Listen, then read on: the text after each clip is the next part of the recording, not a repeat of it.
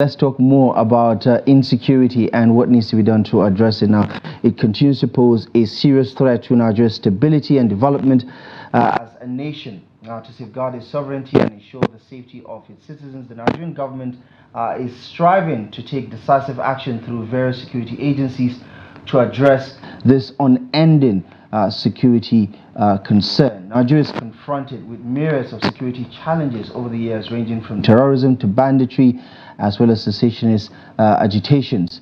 In the northern region, for instance, the scourge of Boko Haram terrorists continues to impact the lives and livelihood of people, while in the southern parts there are movements, there are rather security threats, especially linked to separatist agitations across the southwest and the southeast. Now, despite of course, the rich endowment of human and natural resources, Nigeria remains inundated with insecurity, which is now undermining the growth and development of not just the people, but the country as well. Let's now join our guests who will be joining us virtually to add value to this particular conversation as we navigate the issues this morning. Join us virtually from Maiduguri, the Borno State capital, is Abdulaziz Abdulaziz. He is the Senior Special Assistant to the President, President Bola Ahmed Tinubu, and he's of course going to help us add value to this particular conversation. Also join us virtually from Sokoto. Much later on we'll have Dr. Murtalar Ahmed Rufai, who will be helping us also navigate some of the issues. But Abdulaziz, thank you so much for taking the time to join the conversation. I appreciate you for joining us this morning. Give us your perspective when Nigerians say the government continuously is not living up to expectations, especially with regards to insecurity. What are your thoughts about the handling of the issues that continuously have been raised? Thank you very much, and thank you for having me. But first, a little correction from your introduction. I'm actually talking to you from your land, not from Maiduguri. Right. Of course, all of them in the Northeast. Well, honestly, this issue of security or lack of it, that is like the proverbial elephant in the room. It depends on where you are touching, and also it depends on some certain parameters. A lot of people, a lot of times, we give a blanket sort of blanket judgment on these issues without really contextualizing or even comparing what was obtainable just a few months ago and what we have at the moment. If you look at the last 1 year of this administration, from May last year to May this year, you will see, to be honest, tremendous improvement, and therefore there is no basis to really give that kind of blanket judgment or verdict. If you first, let me say that there are a number of things. I'm happy that later you will be having an expert, Dr. Murtalar Ahmed, who is very familiar with these issues.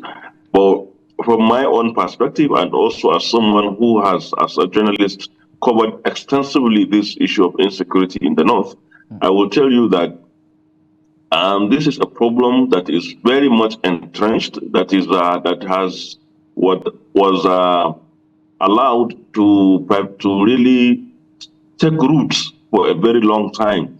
And these roots are quite deep, and therefore uprooting the problem is something that is quite tedious, and it is going to be really, really difficult for one to say that maybe within 1 or 2 years you resolve it.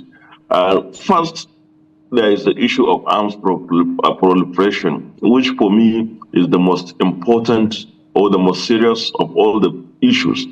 So over the years, arms have been allowed to go into wrong hands. A lot of people that are not allowed, that are not supposed to be holding arms, are now armed. And this therefore make criminal activity to be attractive, to also be something that is lucrative because there are the arms. People can go and do abduction or even mass killing. And because also, secondly, another issue that is also closely related to this, that is the issue of ungoverned spaces, which is also make it easy for some of the perpetrators of these acts to now escape when they launch these attacks.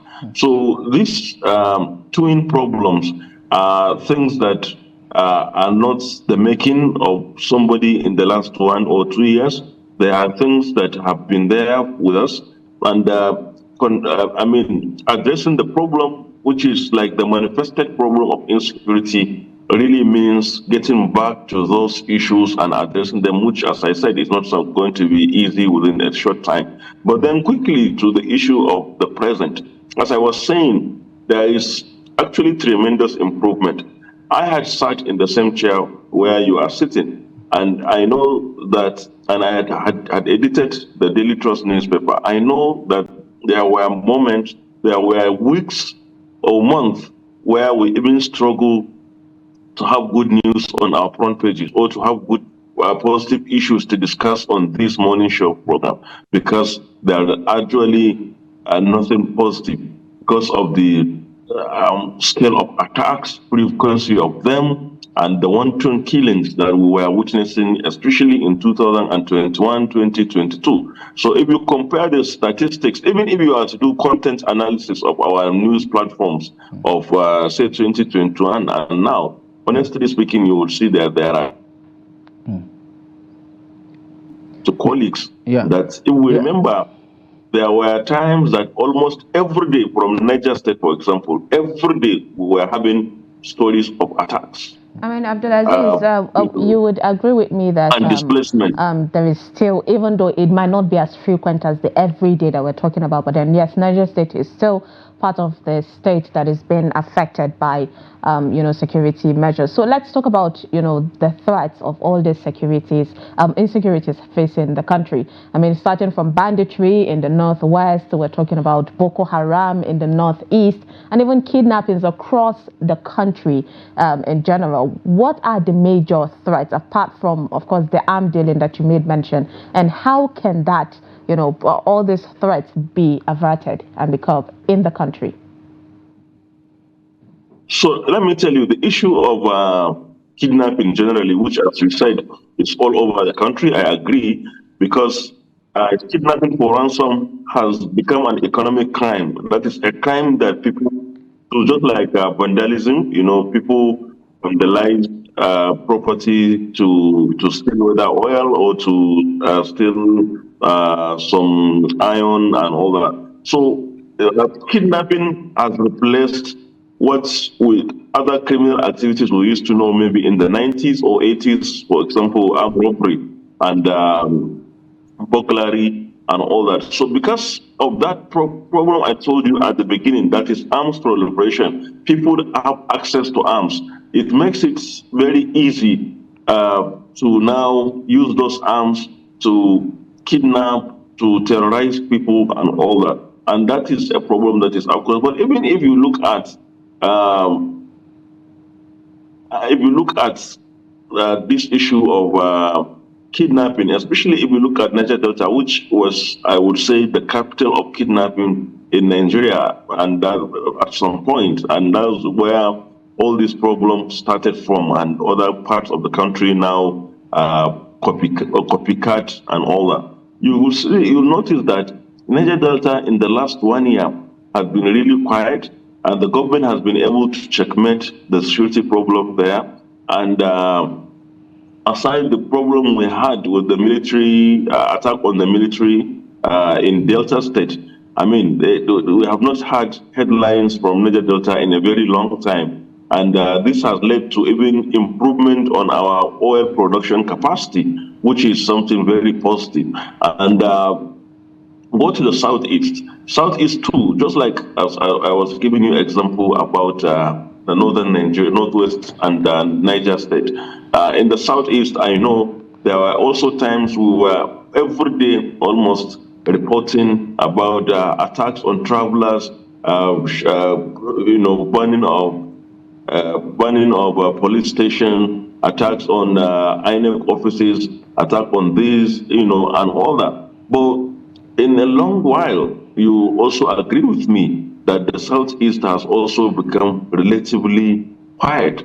And that is not by coincidence. It's not that the criminals just stopped. It's because work is done. Work is being done by the government. And if you look at the remnants of Boko Haram in the northeast, which you mentioned, yes, I would not say that Boko Haram is completely wiped out, but the modus of attacks we are witnessing in the past maybe 10 months, it only shows that their capacity for large-scale attacks is greatly whittled down, and they are it's like attack and run, which shows that their ranks have been seriously depleted, and their capacity to launch mass attacks has really dwindled, which is also not by just coincidence. It's because of work being done. Pardon the interruption, Mr. Abdulaziz.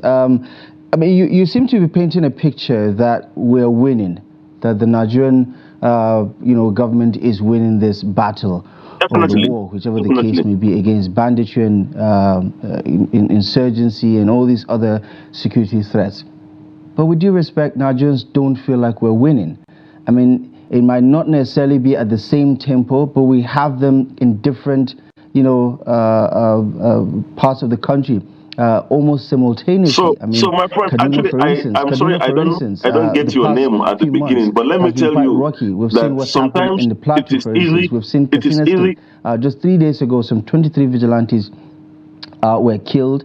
A village head was also killed, and this has been a frequent reoccurrence. I mean, the governor of Katsina State that was part of those 10-man delegation of governors from the Northwest and the North Central that attended that security summit in the United States recently also re-echoed the same particular concern about how people in positions of power have commercialized this insecurity into a business venture. So give me a sense of what, say for instance, the federal government is doing about it. We understand that the president is very clear. His mandate, his demand from the service chiefs and other security outfits generally is, let's get the job done. But Nigerians don't feel like the job is getting done. Do you understand why? Especially because of you have said enough. You have said enough. Let me come in. Honestly, I don't believe what you are saying. Why? Because it's one thing for people to say we don't see the change, but it's another thing to have evidence. I'm giving you evidence-based commentary. What I'm saying is, do reflect.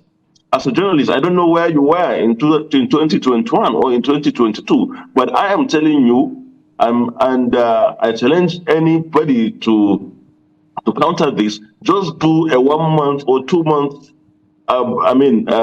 content analysis of front pages of Daily Trust of 2021, and now. Not even just take the same period of 2022 or 2021 and compare it with now. Maybe just randomly select 3 months and compare. So it's not like perception; it's about reality. I'm telling you about what is on the ground.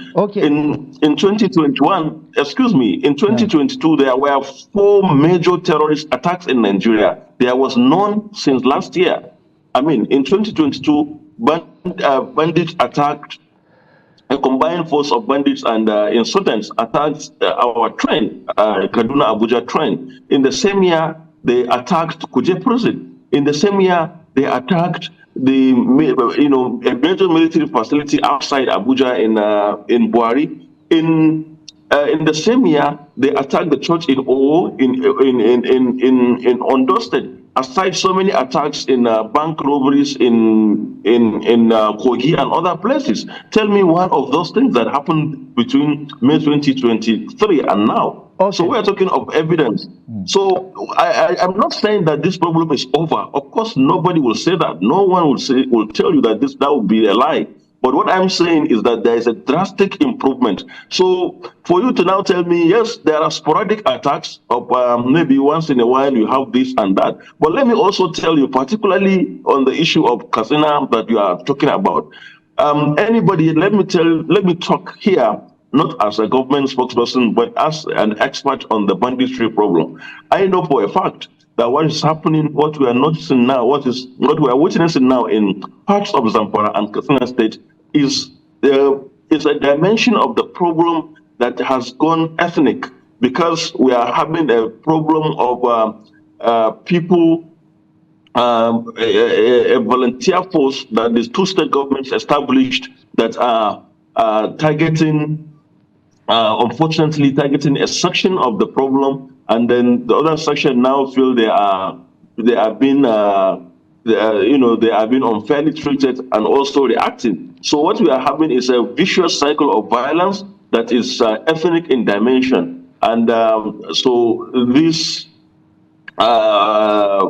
volunteer forces, whether they are called community watch or community guard, they attack largely people that seems to be that they perceive to be the enemies on the other side, and those people also organize and come and attack communities where those vigilante forces come from. That is what is happening. But in terms of substantial, look at Kaduna. What is happening in Kaduna? Aside what happened in Koliga, which was resolved in a record time, we have not had any serious issues in Kaduna, for example, or even the Niger State. I insist that yes, I am not saying that attacks have stopped completely, but what I'm saying comparatively, and if you look at the issues objectively, you will notice that these problems have gone down. Look at even Taraba. There were times, even last year, when Taraba was becoming an epicenter sort of, but now it has gone quiet. When last did you hear of attacks or killings in Taraba State? It's because there were operations government did. Our troops have done so much clearance operation in these places and taken out a number of these criminals. The issue is we have to be patient. We have to also cooperate. This is, to be honest, there should be a whole of society approach. This is not about the federal government. It's not about tinubu. It's not about anybody. It's about us, and especially for us that are from this part of the country. We have to know that tackling this problem requires all hands to be on deck. Right. And we have to have a whole of society approach. There shouldn't be discrimination. We cannot afford to criminalize a whole people, and we cannot also afford to take laws into our own hands. Right. That is the fact. Speaking of the facts, I don't know if you can see our screen, but we have a piece of data there. This is from the Daily Trust that you were talking about, and this was the findings: 2,583 Nigerians killed, 2,164 abducted in 3 months. And according to this particular reporting, it happened between January and March this year. And the consulting firm that conducted this report showed that an average of 28 persons were killed and 28 kidnapped on a daily basis. You talk about how things are getting better. The facts of the matter don't agree with your position, Mr. Abdulaziz. No, that is not true. What I'm saying is that compare. You know, there is. If you say maybe two bad situations, why are we comparing two bad situations? I don't understand it. Do you have? Can you give me the figures for 2021 of the same period of 2021? Let's also two bad situations. Just project. No, excuse me. Let us not have a back and forth. Just project the figures of 2021 of the same period. That's what I'm saying. So all I said, all I said throughout this conversation is that this problem is not over, and I have even given you reasons why it will be difficult to end this problem in a good time. But then I also told you that we are having improvement. And if you are in doubt, tell me that, maybe only 1,000 people were killed in the same period in 2021, but now we are having double the figure. That's the kind of thing that will now say, what I'm saying is not factual or something like that. But I also challenge you again and again to do comparative analysis. Then also look at even some roads. Now people, for example, travel so many roads that were unmotorable, markets I remember at a point that in Abuja, even the prices of yams skyrocketed so much because people could not go to markets in nearby Niger State, Nasarawa, and Benue to buy yams. I mean, but speaking So all these things. about market, we saw this situation happen in Niger State. I think it was 3 weeks ago to a month ago, where a market was attacked, and a community, of course, in general. But then let's take a look at it in this way. Previously, before this administration, there were more attacks in the cities than the villages. But right now, the food production has been stagnant because of course, insecurity is happening in villages. And that is a clear something that we can never deny. So could it be that it's because we're seeing the changes in the cities, and we think, of course, there's progress, but we know how, all of these things is happening in the villages? Could it be that that's where this administration is a bit falling short when it comes to safeguarding these rural cities, rural villages, who are even considered now to be called, the rural insecurities, which is exactly what we're facing now, because farmers are not able to go to their farms. Where? Like where? Niger State, Katsina, where? Zamfara. We've heard of even report situations of people in a particular community. I mean, in Benue, for instance. Have been used to even do illegal mining by these bandits. These people either leave their communities or stay by and work for the bandits. These are situations that have been reoccurring since. So you see, this conversation will be going on in cycles, actually, because we are coming from two different angles, and I keep trying to make you see what my point, but it's like you are not seeing that. What I'm saying is that, and let me repeat it, that this problem is not over, but comparatively, you can't compare what was obtainable a few years ago, a few months ago, and what we are having now. Let me tell you, I am not an armchair person. I had traveled to most of the places where this problem, had happened. For example, I had been to Zamfara State, not once, not twice. I had been to Sabon Birni in Sokoto State. I know that I had been to places where our farmlands had been wiped out, farmlands have been burned.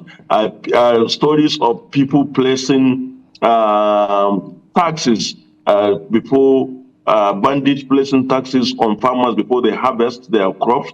I have been to places where, for example, for a long time you can't travel from Gusau to Shinkapi because of insecurity, but now you can do that at any time. I am talking to you about places that I know where farmers were completely shut out.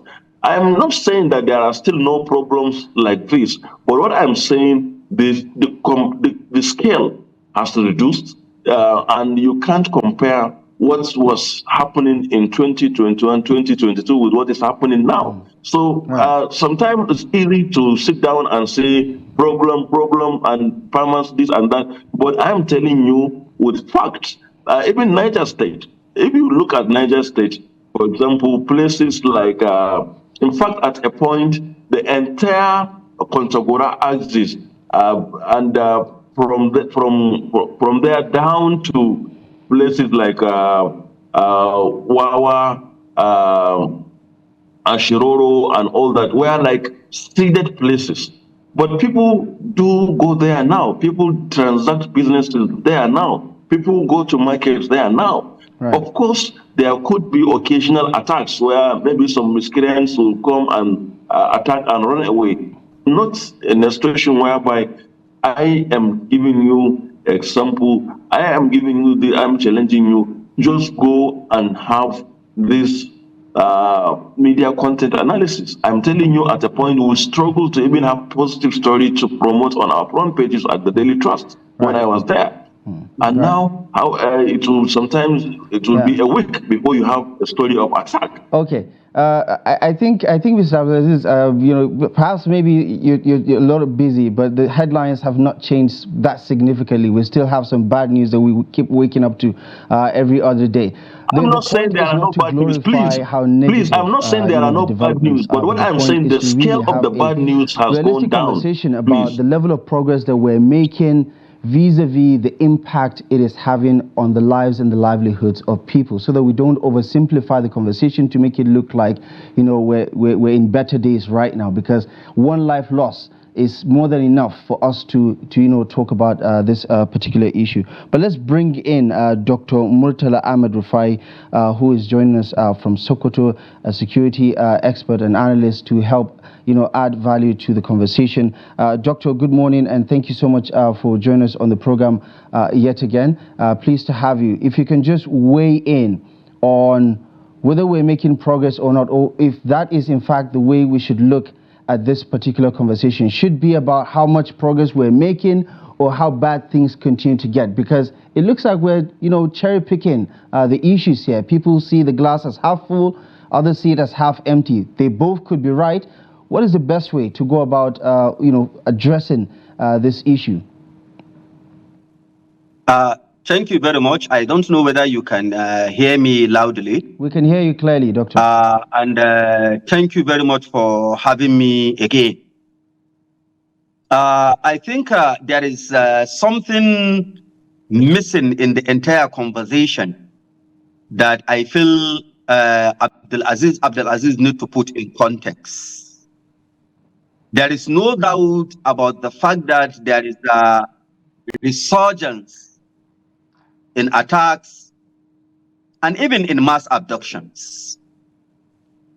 But what is far more important is that these attacks and abductions are on the basis of the fact that the bandits, that is the bad guys, are now putting in pressure on the states to come and negotiate. There is no any explanation other than this. We've seen them in different social platforms calling and clamoring for dialogue, calling and clamoring for amnesty. Why is it so? It is so because these bad guys are now receiving pressure from left, right, and the center. And that particular pressure is putting them actually into a stage in which they feel there is no better option other than to come and sit down with them and negotiate. And of course, I know the states, Nigeria is looking into that issue. But the fact actually remains that, as I said earlier, there is a significant reduction in mass killings, mass attack, and even mass abductions. 2018, 19, 2020, 2021, the scenario was indeed very, very ugly. It was a story of displacement, a story of mass attack, mass killings, and mass abduction. And now, each and every bandit gang that is operating now, I'm talking about the major kingpins and the major warlords, they are doing it for a reason. And what is that reason? It's the reason of negotiation. And in their own opinion, they don't want a state-by-state approach, which has actually failed, and failed woefully in the past. Zamfara did it alone, Sokoto alone, Katsina alone, even in some part of Niger alone. But now, what are they agitating for? A national dialogue, a national negotiation that will stop them from doing what they are doing. Right, Doctor, if I So there is no doubt about the fact that in the last couple of months, we have seen a rise or an increase in some of these attacks. Doctor, if I could just interject. But even with that, if I could just interject, Doctor, just for a moment. It seems like, history is repeating itself over and over again. I remember when the Buhari administration came in 2015, for instance. Yes, I can hear you. A year or two down the line, the argument was that this was in 2014 when Boko Haram was holding 14 local government areas in State A or State B. Things are getting better. And now, 8 years down the line, we're making it look like the Buhari administration was worse. But for most Nigerians, to put it in context, as long as these attacks continue to happen, there is nothing really to celebrate, is there? It's actually nothing to celebrate. But we are talking about the scale. And if we are talking about the scale, there is no way we talk about armed banditry not making reference to what happened in the past. There is no doubt about it that some communities are today accessible. Let me give you a very good example. Last week, I was in southern part of Kebbi. Even though there was also an attack last week in the same southern part, but we've seen how about 3-4 local governments in that area under the bandit control and under the bandit regime. But what do we see today? None of this community or communities are actually under the influence of the bandits. I interacted with the communities and they made it very clear that some of the major bandits troubling these areas were eliminated. Dogo Gudale was killed. Shadari, who was in Anka, was actually killed. And all the major bandit leaders operating in that particular area are today eliminated. And communities are now returning back to their fathers and the mothers' land. There is no doubt about it. Look at Ansado. I always give example and I always want to speak with concrete example. Ansado was the epicenter of armed banditry. That was where it started. And today, as we speak, is one of the most peaceful emirates in Zamfara states. Just like I said earlier, it has to do with authorities are doing what they're supposed to do. And we have seen people that left Ansado to Taraba, to Adamawa, to Niger, to Katsina, are now returning back home because of what? Because of the relative level of peace that is gradually returning. And let me make this point very clear. Armed banditry is more than a decade old. If we expect someone somewhere will come in to address the issue overnight, I don't think that is feasible. But the level and the scale of violence is indeed reducing. It's not just reducing, but it is reducing significantly.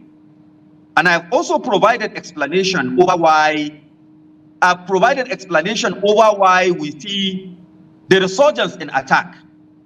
Because these bandits are now put in a cycle under a very serious, intense pressure, and they feel the best way out of this mess is to dialogue. And each and every attack that takes place in this particular area in the northwestern Nigeria, when you trace the root of that particular attack, you see it being attributed either to the activities of the vigilante group or the leaders that masterminded the attack are clamoring and agitating for dialogue. And on that basis, they feel the best way to communicate to the states and the state to understand the level at which this dialogue is important is to go violently. And that is why they now make use of this act of violence to call for dialogue. Right. I am not disputing the fact that there are still cases. Of course, there are still cases.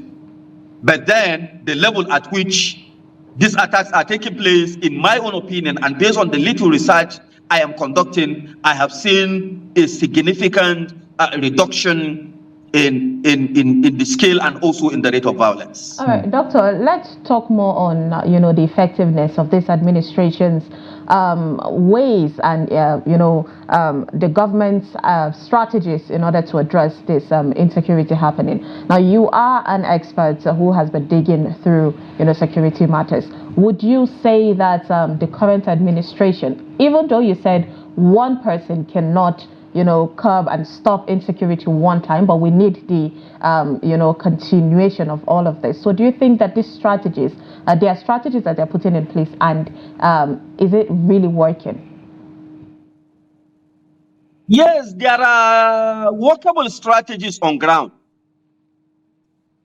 Believe me, since the inception of this administration, there has never been a month from the beginning to the end in which engagement was not done. Engagement. I'm afraid we've lost. Okay. Engagement with relevant stakeholders. And as I said earlier, if there is one single thing that we need to applaud the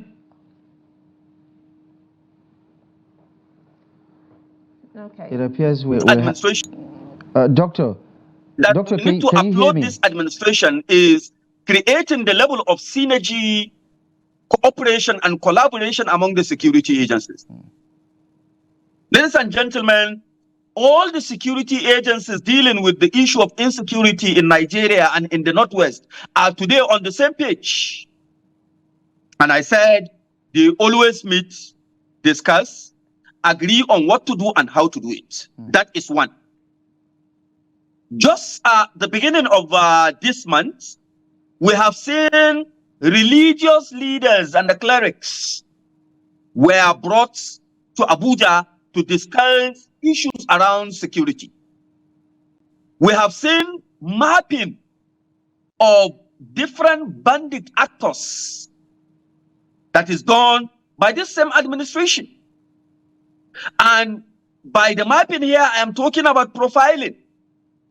And I also said it in our last conversation that virtually all the bandit leaders in the northwestern Nigeria today are known by their names, by their voice, by their location, and also by their antecedents. And just like I said, these bandits are increasingly becoming exposed. And on that basis, they feel if the whole thing should continue this way, the possibility of getting rid of them is high, and the best thing is for them to actually call for negotiation. Okay. We shouldn't forget the fact that it is now the bandits themselves clamoring, agitating, and even pushing communities to call for dialogue. Unlike in the past where state governors were the one pleading and lulling these people and appealing to them to come to the negotiation table. And in my opinion, all these are developments and indeed positive developments. At the end of the day, it's all about Nigerian people. Nigerians want to feel the impact of all this, accolades that is being given to the present administration and the security agencies. But then thank you so much for joining us, sparing us the time to dissect the issues of insecurity. Dr. Murtalar Ahmed Rufai, conflict researcher and academic from the Usman Danfodio University. I appreciate your time. All right, and also we have to thank Abdulaziz Abdulaziz, even though he's no longer here with us, joining us, of course. He's the Senior Special Assistant to President Bola Ahmed Tinubu. Appreciate the gentlemen for their time. And with that, of course, we'll take a quick break. And when we come back, it'll be time to take a look at the front pages of the national daily. So stay with us.